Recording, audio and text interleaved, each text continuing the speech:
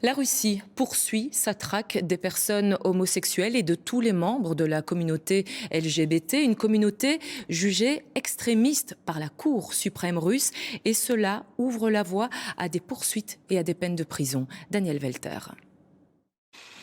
L'affaire était classée top secrète. L'audience, à huis clos, n'a duré que quelques heures.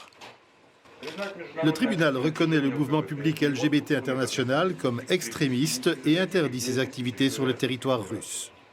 Ce 30 novembre 2023, la Cour suprême russe vient donc de bannir le mouvement LGBT pour extrémisme avec effet immédiat et en l'absence de tout défenseur. Ce député ouvertement gay est atterré.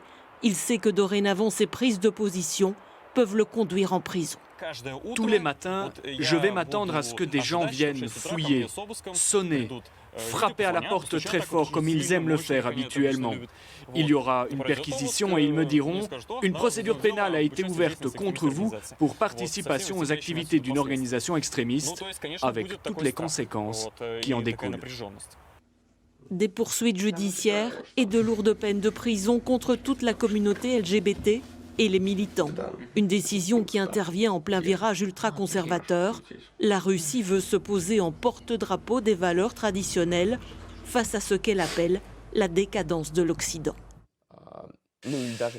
Pour ne pas me sentir comme un déchet, je comprends qu'à l'heure actuelle, la seule option est de quitter le pays.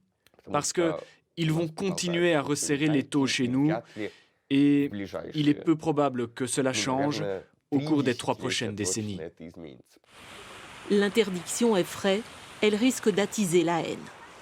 Il y a eu des études qui montrent que depuis la dernière loi sur la propagande LGBT, il y a 5 ans, la violence contre notre communauté a plus que doublé. Jusqu'à présent, en Russie, les personnes LGBT+, risquaient de fortes amendes si elles faisaient de la propagande selon le pouvoir, mais pas d'emprisonnement.